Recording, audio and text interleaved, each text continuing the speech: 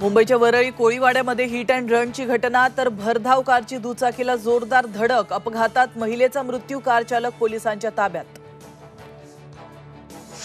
मनोज जरांगेंची मराठा जनजागृती शांतता रॅली आज परभणीत, सगळे सोयरेच्या मागणीवर जरांगे ठाम, मरेपर्यंत मागे हटणार नाही, जरांगेंचा इशारा।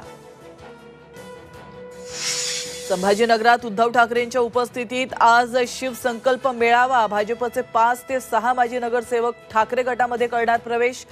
मेळाव्याआधी ठाकरे शेतकऱ्यांच्या बांधावर जाणार।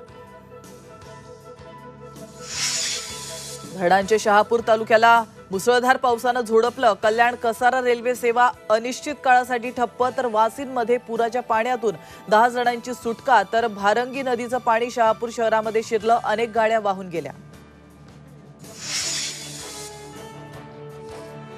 संत ज्ञानोबा माऊलींची पालखी आज लोणंदमध्येच मुक्कामी, तुकोबांची पालखी बारामतीहून इंदापुरात प्रवेश करणार, तर पालखी सोहळ्यात अजित पवार सहभागी, तर काठेवाडीमध्ये शरद पवार पालखीचं स्वागत करणार।